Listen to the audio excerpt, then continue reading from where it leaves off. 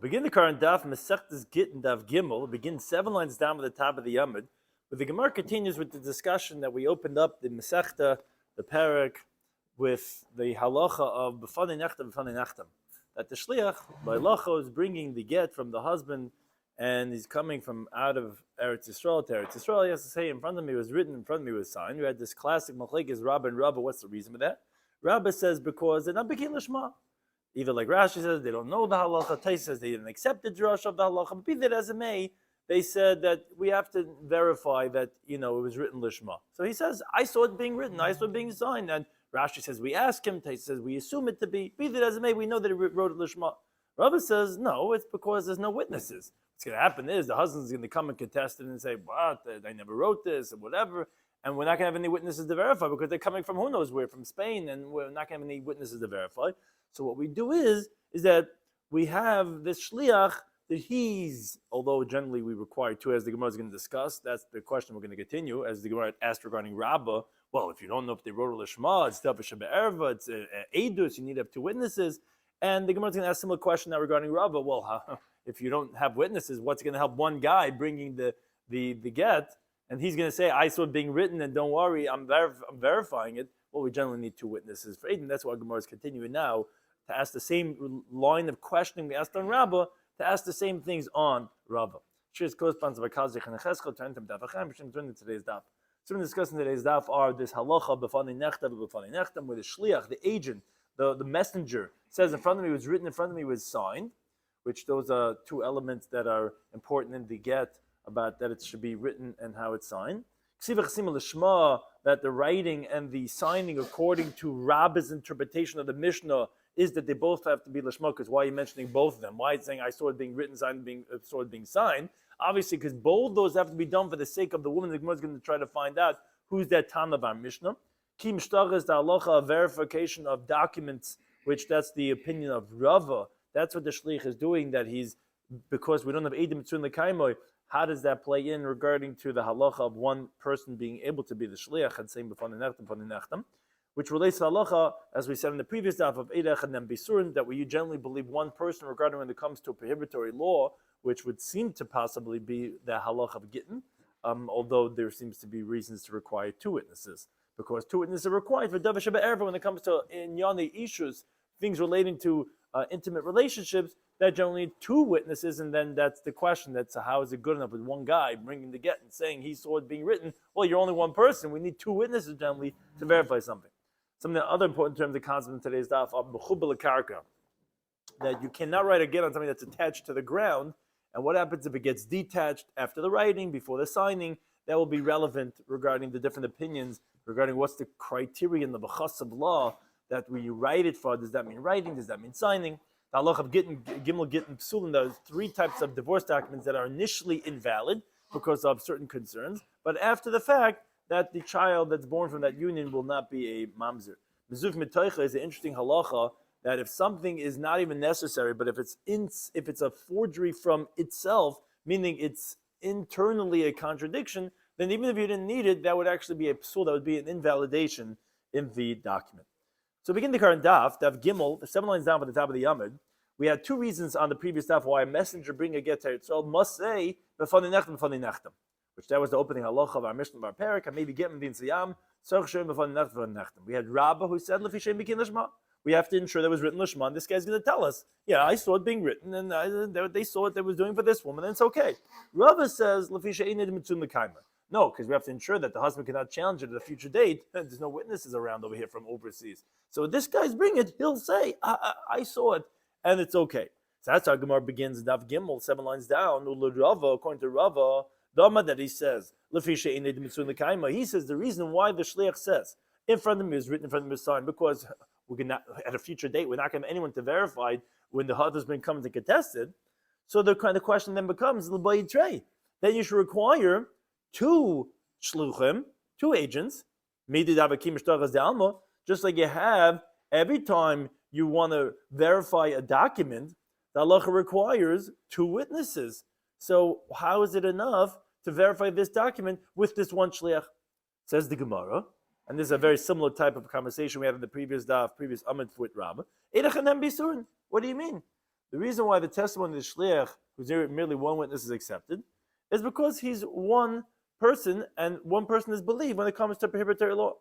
Says the Gemara, when do we say this halacha of believing one person when it comes to prohibitory law?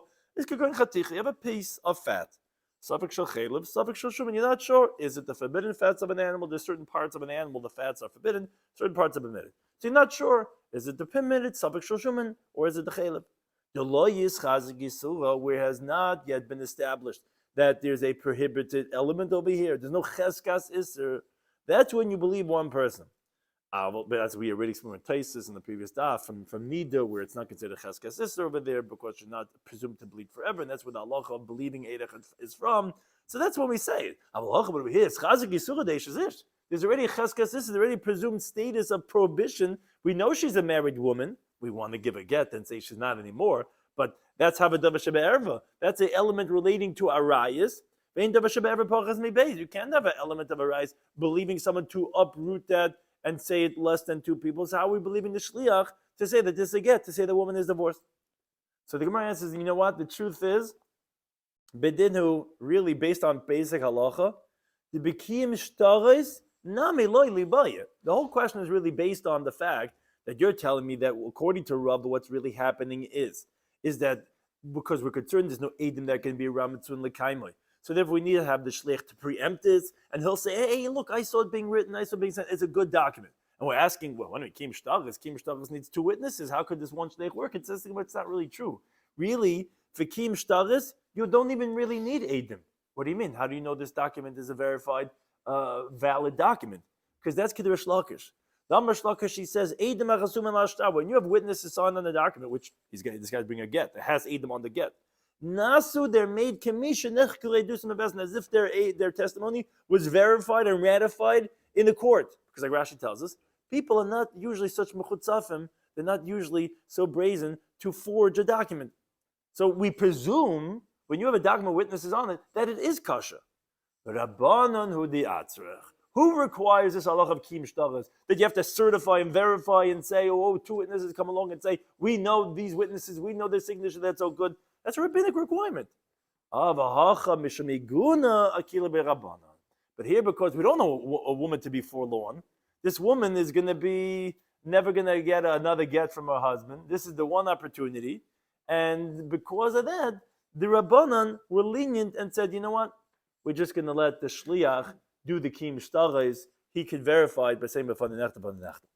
Says the Gemara, similar like you asked on Rabbah on the top of this Amid.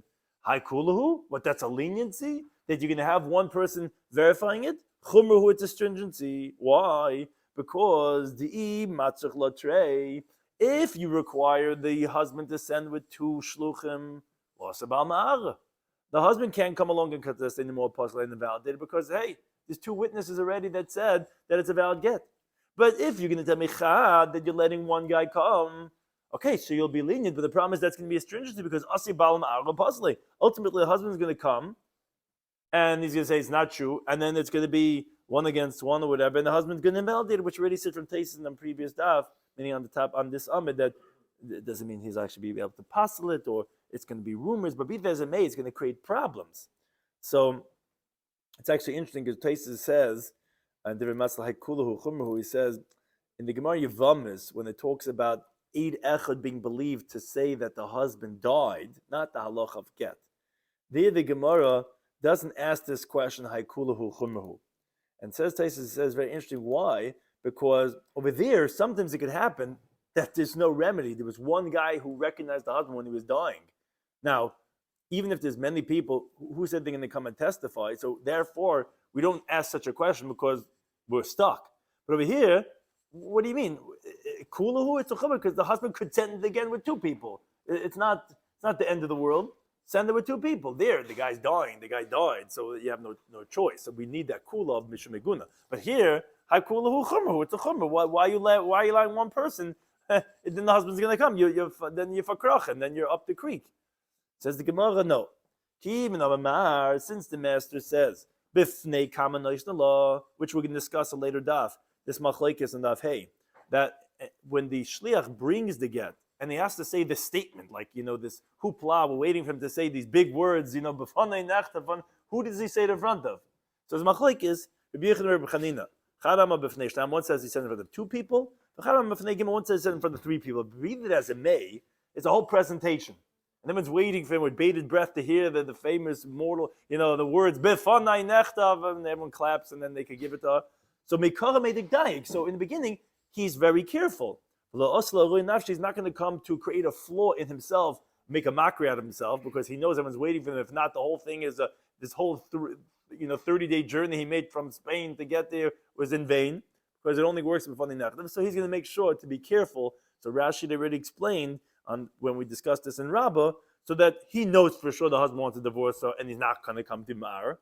And moreover, even if the husband would come in Ma'ar, he's not believed, because we know for sure this meticulousness in of the shliach to make sure that this is really what it was. We don't believe the husband that he never sent him. Okay, that finishes the discussion for the previous daf, explaining why both Rabba and Rava, how we could have one guy being believed for lishma or for edus when you generally need 2. The Gemara had ultimately answered by both of them. It's really only rabbinic that you need it. For Rabba, we said, because really the Rug Bekin Lishma, Stam Safra Dedaini Migmagmiri, they know Lishma, so only rabbinically. Okay, for Iguna, we're being makel, we'll let one person, so to with Rava, you don't even need Kim Shtar, because Kim Shtar is only rabbinic. Okay, for Iguna, we're going to be makel, we're going to let one person. That's how we end off explaining why it's not Liboy Trei, you don't need 2 people for both Rabba and Rabba. But now the Gemara gets into discussion about why each one doesn't hold like the other one's reason. So the Gemara starts off first with Rava. My time Rabba. Why doesn't, because we're asking first Rabba, Rabba's the Rebbe, right? Abai and Rava, they were both contemporaries, and Rabba was the Rebbe. So Rava, my time Rabba, why doesn't Rabba say like Rabba that the reason is because they're not Bekin Lishma? Why does he have to come up with a new teretz, a new reason? Amlach, he says, no, you cannot say like Rabba. Why not? Mi Kutani, does it say Befani Nechtem Lishma, Befani Nechtem Lishma? According to Rabba, it's like Ikka Chasam and Hasefer. We don't care that you saw it being written. We don't care that you saw it being signed. We want to hear, give me the meat. What was the point? The point is that you saw it written Lishma. But according to Rabbah, why are you not saying those words? According to Rabbah, it makes sense. According to Rabbah, it's only Kim Shtaras. I saw it being written. I saw it being signed. That's what it means. It means to say that you can verify that it's not a forgery. But according to Rabbah, why are you saying B'fani Nachtem, B'fani Nachtem? That doesn't help anybody. You should tell us. In front of me was written Lishma. I don't care if it's written. I want to hear it's written Lishma. That's why Rabbah doesn't like Rabbah's Pshat. But for Rabbah, what does Rabbah tell you regarding that? He says, you're right. Truth is, it really should say that. The phrase should have not 4 words, it should have 6 words. Ella the imavshis le diburi. But if you can add on to the amount of words he has to remember, when there's people are memorizing their words of a play and suddenly they get up over there, and asil lemegazye. He's going to come to cut it off. He's not going to say the whole thing. He's not going to remember so many words in his line that he has to say. What's the famous one? One of those like in the play, the guy says it and he messes up. There's a famous line. Hark, there he goes. Or right? Like can't remember. He can't remember the whole thing. Now the problem with that is if you're supposed to say 6 words and you say 4, we're going to see the Gemara later on says whoever changes the exact wordings as the sages say regarding Gitin, Havlad Mamzer, Charles and Mamzer. So if we're going to make him say 6 words, and he's going to get up there and he's going to try to remember the 6 words, he's going to say only 4 of the words, that's it. The whole thing is possible, the Havlad Mamzer. So therefore, we didn't make him say the words Lishma. Says the Gemara, Hashtanami, now also some Magazi. So if 4 words, he'll also come to cut out 1 word. How does that help? So the Gemara says no. The Gemara says a very important concept for memory. Chada mitlas. And there's some people want to say whatever. Maybe this is the phone number. I think we had this once before, like how many numbers you remember. But chad mitlas, 1 out of 3 words. For example, b'fanei nechtav lishma is goyes. A person will cut off. Sometimes a person will only come to say b'fanei nechtav. He'll forget 1 word. But chad mitarti, 1 out of 2. For example, b'fanei nechtav, like goyes. A person won't cut off. Meaning a person will remember, says the Gemara, 2 words. 3 words, he might come to cut 1 out. Now, so therefore Rashi explains 2 pshatim actually. Taisa only quoted 1 of them and therefore he asked him. So yes, he only says b'fanei nechtav, and he's not going to forget 1 of those 2 words. And then we'll ask him, oh, was it then lishma? He'll say yes. Or Rashi says actually like Taisus, actually says stomach hamasid.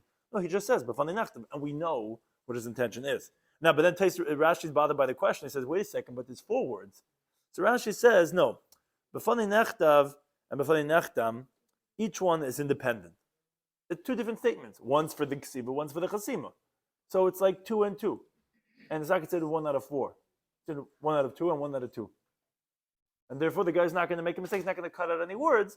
So therefore that's why we don't say the words lishma. That's how Rabbah resolves why Rabbah's question on him is not difficult. But now the Gemara asks the other way.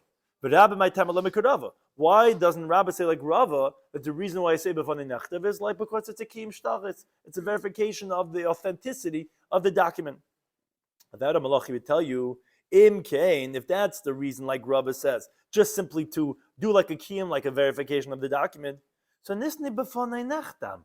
Just say in front of me was signed, v'sulay nothing more. B'fanei nechtav lamali. What do you have to say? What does that have to do with the writing? The whole thing is that when you verify a document, what do? You don't go through the words. You say, do you recognize these guys' signatures? That's the whole thing. We have to verify if the witnesses who are signed are valid, that it's not a forgery. Because there's no writing that's the forgery, it's the witnesses that are signed. So if the whole point is kiyum shtachas, just say in front of me was signed. What are you saying in front of me was written? I don't have to hear about the writing. Don't tell me what's unnecessary. You're adding on more words this guy has to memorize to come this big flourish with this whole. You don't have to say it. Shema mina bin lishma. Obviously, no, the halacha why he's saying it's for lishma. So in front of me was written, that's the whole point. The writing by the scribe has to be for the sake of this woman, Sprinza, Bas, whatever, they has to know that's why he's writing it for her. That's the whole idea of lishma. And then the signing also has to be lishma. So says Rabbi, it can't be because of because then what are you talking about the writing must be because of lishma. Says the Gemara now, Rabbi, he responds to Rabbi's contest. He says, you're right. He also, like Rabbi, has to concede. But truth is, all it should have said was b'fanei nechtam. And you didn't have to say b'fanei nechtav. But Ella, why did we require, why is this guy saying b'fanei nechtav? Is because the im kain, because if that would be the case, if you wouldn't say b'fanei nechtav, you would run into a problem. What's the problem? You would come to confuse the halacha of Gitin with the verification of general documents. Because it's obvious that you're doing it to verify, and whoever sees this happening will think that all documents also are be'ed echad that you can verify with one witness. If one witness comes along and says, oh, I recognize the handwriting of the witnesses, some bystander will think, oh, Kim Shtachas works with one witness. So to avoid that problem, we have to add on something different. B'fanei nechtav. And the guy said, b'fanei nechtav? Say b'fanei nechtav, but aren't you verifying their signatures? Oh, this is different because this is Gitin. Oh, okay, so it won't generally work with one. Because if all you say b'fanei nechtam, it will sound like you're doing a regular kiyum shtachas. The guy will think all documents, a loan document, a gift, they're all good with one person, which is not true. So therefore, to change it up a little bit, to shift it and to make it different, you have to say also b'fanei nechtav. That's the purpose of that halacha. Now, Taisus actually asks, only bringing it in because it's going to be relevant for later on Daf Tezvav. He says that if b'fanei nechtav, and it's important because really the principle that Rav is saying is only because of what's called ichlufe. You really have no purpose saying in front of me was written. It's only so you shouldn't confuse it with other shtaros. So why in the beginning of the second paragraph of Tezvav, if the guy says in front of me was written, the second half is possible more than if he says from the first half. If the whole point of is just a chlufe, all you have to do is add on something different. Why would if you saw this, we'll see there's a teifus and the teif, different parts of the get. Who cares which part you saw when it was written? We don't even care about that you saw the writing according to Rava. It's all just to say different words, to switch it up a little bit. So why would the second half be any different than the first half? It says Taisus because the first half has the part of the name of the man and the woman and the date, which is the ikr get. That's recognizable that you're doing it for the get. Therefore, it's la'asla chalufe. But the second half, which is more generic, just saying b'fanei nechtav wouldn't tell us something that it's a difference in the halachas of Gitin, and therefore that's why it would still be confused. So it's just important because we'll get to that on Daf Tezvav. But either doesn't mean that's how Rav is answering. He's saying, you're right, you don't need b'fanei nechtam, but it's also lachlufe, b'kim shtaris ta'alma be'ed echad, so to differentiate, we say these words b'fanei nechtam. But Rabbi responds to that and he says, no, can't be. Mi dami, is it comparable? Meaning, Hasam over there by Kim Ishtaris, that he's going to tell us a few differences. Says that can't be why you say b'fanei nechtam to differentiate. There's so many differences without b'fanei nechtam, and therefore Rabbi says, come on. The reason is because of lishma, because it was because of Kim Ishtaris. All you need is b'fanei nechtam, because there's many differences. Hasam over there by regular Kim Ishtaris, yadinon. What do the witnesses say? We know that this is the signature of the witnesses. Hacha b'fanei. Here, you don't say yadanu, we know. We say b'fanei nechtam. So it's obvious that it's a different type of halacha, which, as Taisa explains, that what Rabbi is saying is that yadati is not effective, and the reason is because when he says b'fanei nechtam v'nechtam, he's more careful. Like we're saying, he's taking responsibility that in front of me everything was done, and if he didn't see, he wouldn't be a mockery out of himself. Whereas when he says yadati, okay, it doesn't really mean that much. So that's why Rabbi is saying that, no, here it's specifically b'fanei nechtam, and so that's one difference. Hasam over there also ishu lemehemna, by regular document, a woman is not a valid age, not believed. Hachi ishu mehemna. Here, if a woman brings a get to her friend as a shliach from her husband and says b'fanei nechtav, she's believed, as the Mishnah teaches in the second paragraph of Gimel Beis, that even women that are generally not believed to even say that the husband died, they're believed to bring the get. And by regular document, the woman's not believed because she's an isha. Isha's not believed for testimony.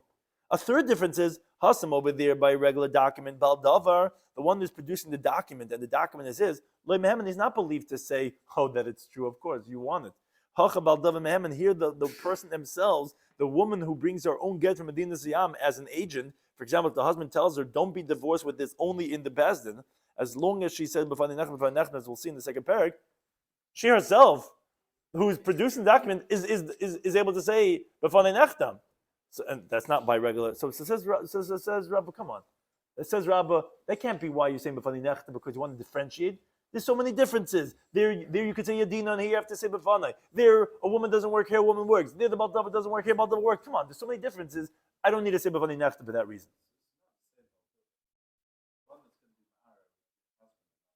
Right. Right, no, but he's not the guy who's producing the document, the guy who wants to collect with it. No, we need to say the one who wants to collect with it. Let's say the lender who wants to collect with the document. He's not believed to say this is a true document, of course, because you want to collect with it. Here, the woman is believed to say, she's the one that's, so to speak, collecting with it, which doesn't work by regular shtaris. You can't do kim shtaris as the collector. Here, the collector herself, the woman, is saying b'fanei nechtam. Come on, that doesn't work right. So how are you confusing this? Says Rabba, but Rav Amalachi actually says no, not true. As Tais explains, he only talks about one of the 3 points because he holds the other 2 points he didn't care to answer because they're not so common, and therefore it would still be aslach lufe. The one that he is bothered by of Rabba's question is the one about Befanai versus Yadinan. If Rabbi Malach says, what do you mean? You think over here, Yadinan, if the witnesses say, we know Mila Mehemni, you don't think that they would be believed? In other words, like Rashi explains, since according to Rabbi, the whole reason why you say Befanai Nechtam is because of Kiyim, if that Shliach says, Yedeani, I do know that the signature of these witnesses, you think is not going to be believed? Because, like the words of Rashi is, Mali Befanai, Mali Yedeani. What's the difference if he says Befanai or I know? Which Taisa actually says, it sounds like that he wants to say that a shlich is believed to say Yodeani, that I do know, according to Rava. So why does the Gemara say the word of Yadinan, Yodanu, which is plural, doesn't say Yodati? Because like Taisa says, according to Rashi, it's going on Shluchim Diyam, meaning in general, agents. But every agent is believed to say the word of Yodati. Then says Taisa, what? Yeah, so according to that wouldn't be the matbeya. That didn't have to be. According to Rava, right. In other words, if that is the nusach that you have to say, so we said that we're saying according to Rava, Rava said. Yeah, so that's if you're using the matbeya. But if you're not saying the matbeya at all, so then you wouldn't be being changed. I mean, if you're using b'fanei nachtam and you're not doing exactly, then it'd be a problem. But if you're not using it at all, you're just saying yedati, well, that would work. But Tais says, so why wasn't it said of one of the differences between Rabba and Rava? We said on the previous Amud that there was three differences between. We said my benayu. We said three differences. Why isn't this another difference? According to Rabba, you have to say b'fanei nachtam for lishma. According to Rava, you don't even have to say b'fanei nachtam. You could just say yedanu. Says Tais, yeah, because we only wanted to say things that if you have to say or don't have to say, not the other differences, like that, you could say something different. But Tais finds this as a wonder. He says, because throughout the Gemara Gitin, we always say for Rava b'fanei nachtam. You tell me it's lav dafka. You don't have to say b'fanei nachtam. It says also, if it would be believed with one person, yadati, he has a difficulty with a Gemara later on that if the guy has someone else with him, it's going to be possible. And says, I don't understand. If the guy himself is believed, someone else helping is going to be possible. And even though he says that that's Rav Ashi's question on Rav, he says, come on, Rav wouldn't have made such a mistake. So rather, he brings from Rabbi Meshulam that the truth is, when the Gemara is saying from Rav, ki amr yadanu, if we say yadanu, they believed, you're right. It means two regular people that are makayim to get. You think they wouldn't be believed?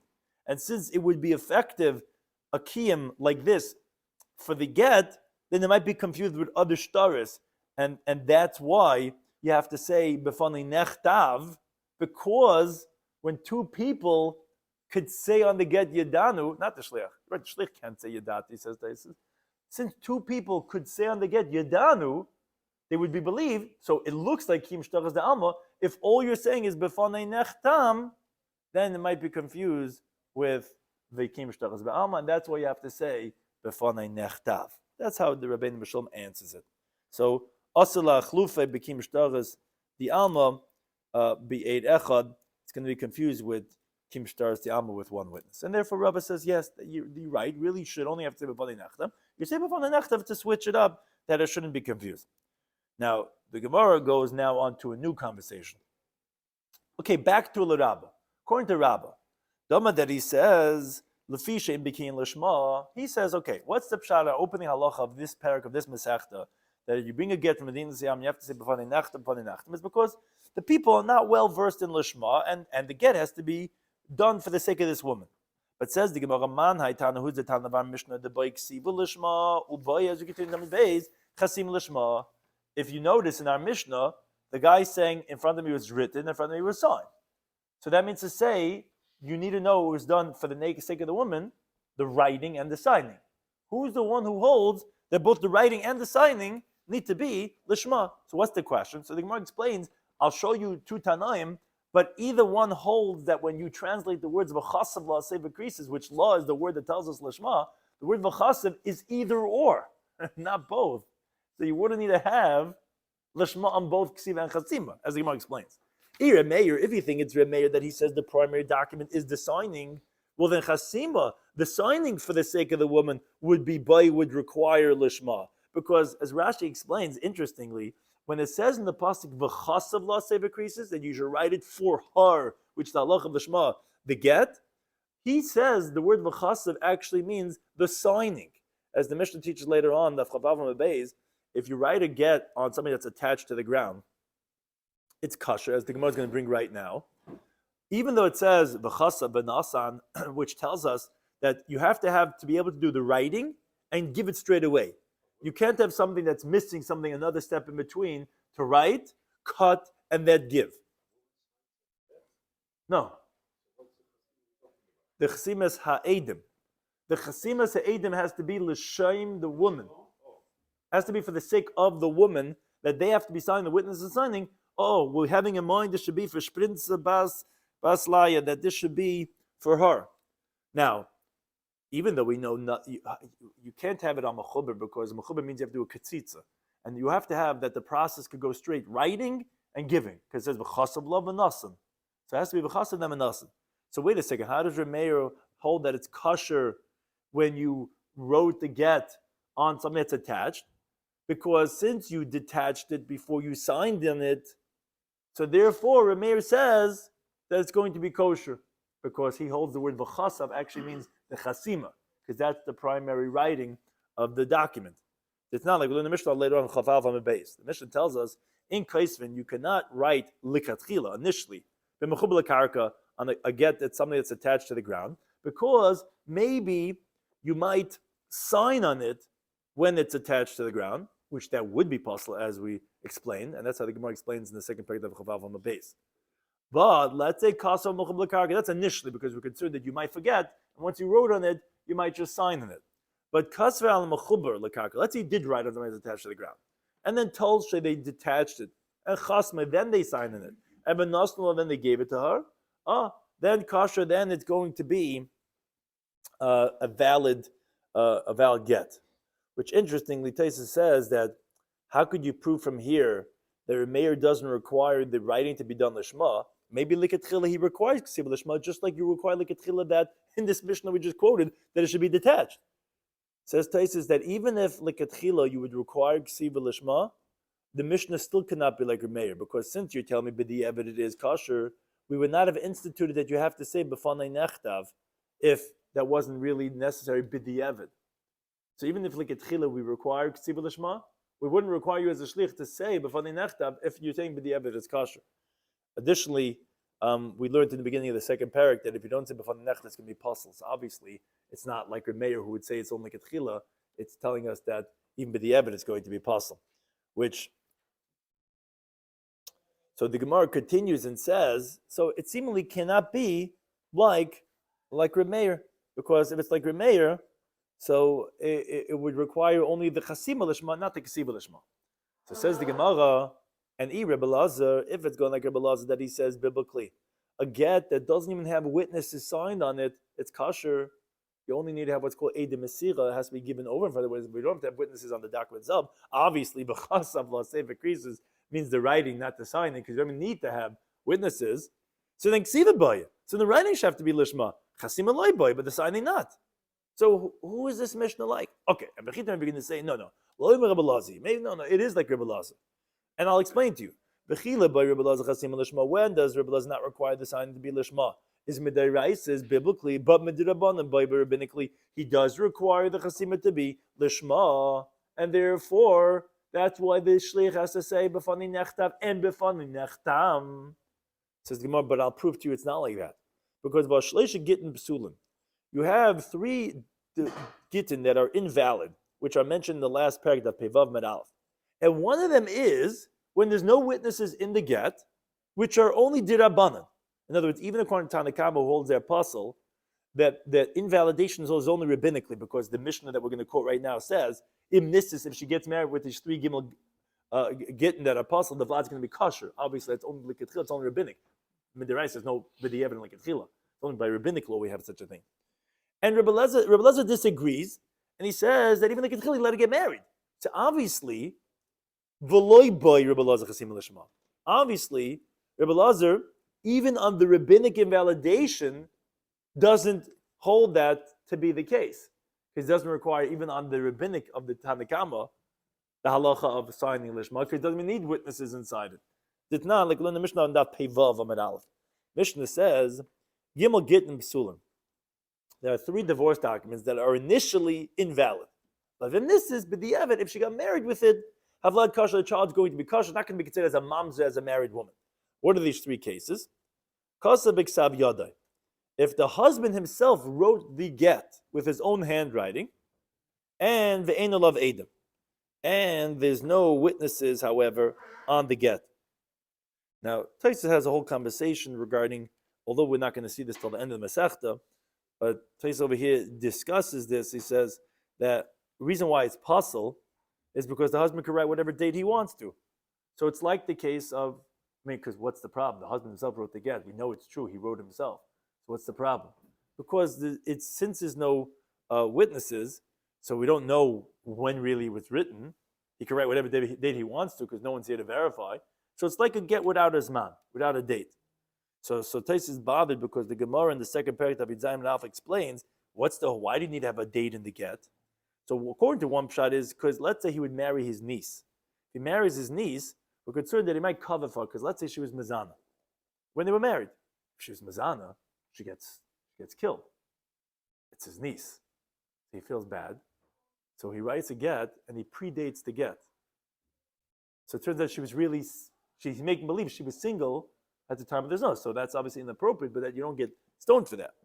So you could say, oh, when he does with his own handwriting, maybe he's covering for her, and therefore we say that this get is going to be possible because we don't know when he's writing the date.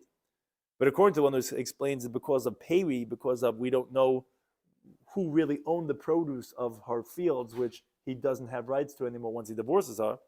So the Reef finds that difficult. So what's the concern when he does his own handwriting?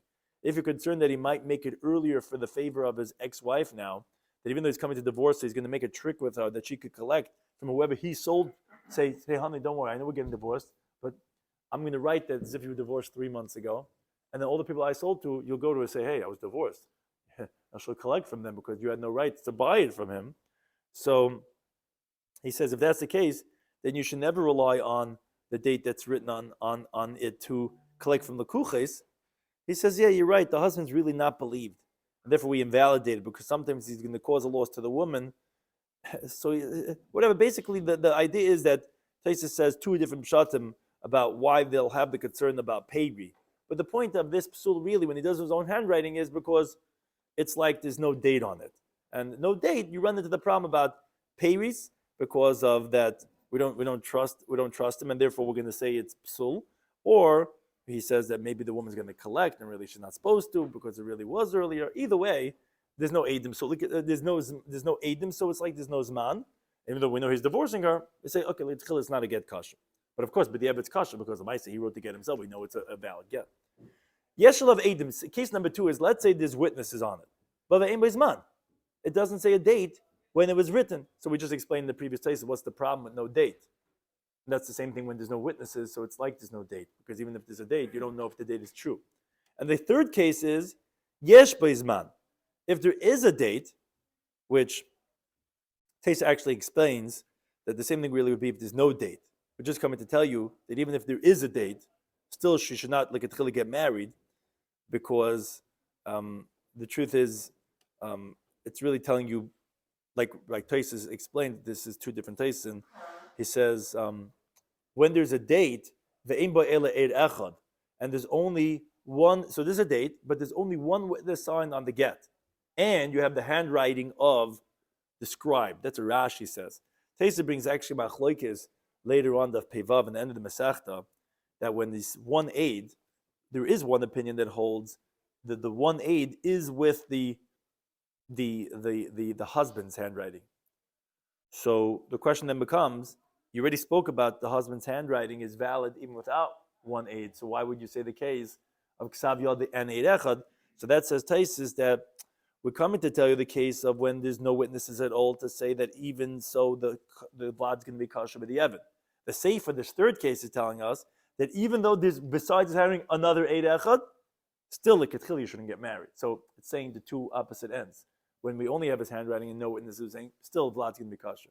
When we're saying that there's an Eid Echad, so there's two different mandamim. Rashi is saying Eid Echad and the husband didn't write it, but you have also the Sefer. So together, the Sefer together with the Eid Echad, but the Rebbe will say that's kosher because the scribe wrote it. He's like an aid saying it's kosher because the Sefer is a person too. And then you have Eid Echad. But according to the one mandama who says that it was not the Sefer, but it's the husband's own writing, and Eid Echad, so Tais is bothered, so then what's the point? You already said his handwriting itself works. We're saying still that's telling us like a tchila should not get married. So it's those two other extremes of the halacha. Be that as it may, those are the three Gitin. Harei elu shleisha Gitin psulim, says the Gemara. Says this is the three Gitin that are apostle. Is this a mission of Pevav? But from this is if she gets married, it havlad kasha, child's going to be kasha. Okay, but again, says Rashi. Obviously, we see that the Tanakh himself only is invalidating only rabbinically because biblically there's no b'di'evet. It's only rabbinically you have such a thing. Now, for the fact that Rabbi disagrees, as we're going to quote right now, obviously holds that even like a chutz can be kosher. And again, what was one of the three cases? Rabbi Shloimy says, "Av b'she'enu lav edim," even though there's no witnesses on it at all. Ella shenaslam b'fnei edim, as long as you gave it in front of witnesses, kosher. The get's going to be kosher. But gavim and the chasim meshabadim, and she could even collect from encumbered properties, which were properties that the husband had that he sold off to others. So what is it? Where's the chasim meshabadim coming over here to get? So Rashi explains two pshatim. Either she could collect her ksuba with this get from the Chasam Mishabadim, like the Mishnah teaching Ksubas at Peitzesam and Aleph, that if the woman produces a get that has no ksuba with it, she could collect her ksuba with just the get. Or another interpretation, Rashi says, which Taisus likes, that Gavim the Chasam Mishabadim is going on not a shtar get, it's going on a shtar milva, like a loan document. That you could be good from the Chasam Mishabadim because, like Rashi says, we find that a shtar chayv, a regular debt document, is also called the word get. As in general, we find the Gemara Baba Kamen of Tzadikei Med Aleph, get chayv she'im b'achrayis. The word get could also mean a regular document, and Taisus reinforces that and says, yeah, that other shtaris also, the halacha is that Eidim Mesira are enough, according to Rabbi Lazar, and you don't need to have any witnesses sign on that you could collect with Chasam Mishabadim. Because Shein Eidim Chayz Malaget, because witnesses, the only sign on the get, only because of fixing up the world, meaning because what we just want to remedy something, because if the witnesses that were the Eidim Mesira die, so then there's no more witnesses anymore.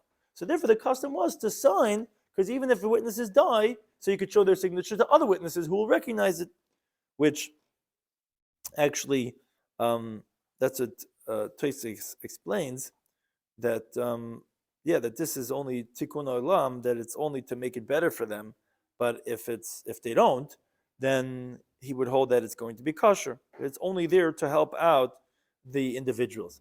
But be that as it may, the Gemara's question stands that you see that the halacha of chasima, according to Rabbi Lazar, even like l'katchila is not is not necessary. So you can't say that rabbinically you require chasima lishma. So we're back to the question: who is the Tana of our Mishnah? Not Reb Meir, because Reb Meir holds only need chasima and not kesiva. It can't be Rabbi Lazar because he only requires kesiva and not chasima. So according to Rabbah, that the Tana of our Mishnah is saying for the halach of lishma, b'fanei nechtav and b'fanei nechtam, who's the Tana of our Mishnah? So it says the Gemara of Eller rather Reb Meir here. It's Reb Meir. How's Reb Meir? Because v'chilai by Reb Meir kesiva lishma. When does Reb Meir not require the writing lishma? Is midayrais, is biblically, but midrabanan by. But rabbinically, he does require the ksiva to be done lishma, and therefore that's why Taisa explains actually to the significance of this, that means to say according to a mayor he would hold it's going to be possible even b'di'evad, because if it's going to be kosher b'di'evad, we already explained in Divrei Maschal Ditznan, which we quoted in passing, that it would be, then you wouldn't require b'fanei nechtav if b'di'evad it would be kosher. It must be that the Gemara is trying to say for a mayor that even b'di'evad would be possible, even though it's rabbinic, but rabbinic law required that it's going to be possible. Which Taisus wonders, why is it different than the law of mechuber? We said before that like you shouldn't write on something attached, but b'di'evad it's going to be kosher even rabbinically. So it says Taisus, actually at this point of the Gemara would explain that Mishnah mechuber and Daf Chaf Aleph is actually like Rabbi Lazar, and b'chasmu is actually going on the Torah, not on the actual signing. So be that as it may, at this point the Gemara is assuming for a mayor that rabbinically you do require ksiva lishma. The Gemara says that can't be, because Rav Nachman says Meir said the following halacha: says if you find a pre-existing get in the garbage, as a Gitin Daf of Dalam and Aleph chasmu b'nasan, and then they sign on it and they give it to her, kosher, it's going to be kosher. Which Taisa says even like a tchil, it's going to be kosher. And the reason why I say b'chasmu, Taisa addresses that, but he says that it's even like a tchila that it's going to be permitted to go ahead and to do this. The reason why it says b'chasmu is because if you only said that like a terminology of like a tchila, you would think that that's the only way, which is very interesting that Taisa says that. But Al Kapanim says Rav Nachman that according to Reb Meir, you can't even if you find it in the garbage dump and you sign it to be kosher. So you see clearly that you don't need kesiva lishma. And v'chita you're going to say no, anam deraisa kumasnin law. Rav Nachman's teaching was only on the biblical level. Rabbinically, it would not be valid. Says if that's the case, he should have said Reb Meir, according to biblical law, says such a thing. Because like Rashi explains, Rav Nachman is an Amoira. And the Meir has to explain his teachings that it doesn't come out some destructive element from that. And he should have said clearly that I'm only saying in regard to biblical law, but regarding rabbinic law, it would be possible. So obviously, it's even rabbinically that he's saying it's going to be kosher. So it can't be Rameir because he does not require ksiva l'shma. So this is what the Gemara concludes. The Gemara has two different Tanoim who may hold ksiva chasim l'shma. So ela la'olam Rebbe Lazar, it's Rebbe Lazar. V'chila by Rebbe Lazar chasima. You're right. When does Rebbe Lazar not require this signing at all? And definitely not l'shma. It's heichad like edim klau. You have no witnesses at all. If you have no witnesses, it's good because you don't need witnesses. You could just have the edim mesira. But if you have witnesses signed on the document, actually, paradoxically, you do need. In other words, that when there's no witnesses signed at all, it's better actually than now when you have witnesses signed, shalai lishma. Because that's what the Gemara is going to explain right now. It's what's called mezuyis mitoicha. It's forged from within. Because Amar Baba says, Rebbe Lazar agrees that if you have, let's say, witnesses that are signed on the document that are relatives or pesulim, even if you didn't need them, but they are inherently pasul, or shalei lishma, true pasul, that's going to be pasul. Which Shaisis finds this interesting, because what does shalei lishma have to do with mezuyis miteichai, like when you have relatives of psulin signed inside? The whole idea of mezuyis miteichai is that you might come to rely on them in another place, which they're really pasul. But over here with the Eidim Akasha, they just signed shalei lishma. What type of takala would it cause if you rely on them? It says you can't say because if we permitted the chasima shalei lishma are going to come to validate that sometimes you might actually do it in a different way. It says if that's the case, every document which require chasima lishma. So and that's the thesis that still you could be geizer chasima ato kesiva. That if you don't do the chasima lishma, we're concerned you might do the kesiva osana lishma. That's the mezuyif mitaychay. If we allow these witnesses sign shalei lishma, you might allow the kesiva osana shalei lishma. That's like so. Even though you don't need the witnesses, but by having them, yes, then you have to say b'fani nechtam. And since we do the chasima because of tikkun olam, that's why, according to Rebbe Lazar, even though it doesn't require chasima at all, you would have to say b'fani nechtam to make sure the chasima was lishma. Or another pshat says the Gemara, Rav Ashi says, "Homani, who's the Tan of our Mishnah? Yehuda the Nan." He says clearly, "Nafchaval from a base." Yehuda pays. Yehuda invalidates.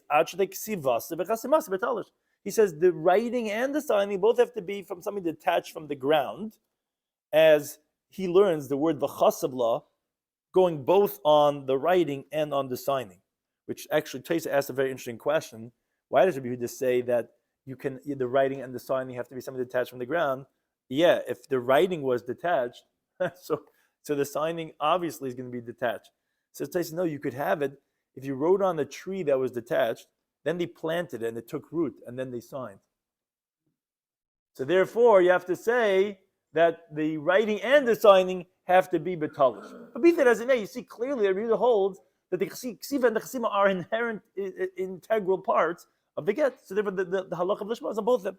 Says the Gemara, okay, so Tima Taiva, Umeikara, my time will make him in like Rabbi Yehuda.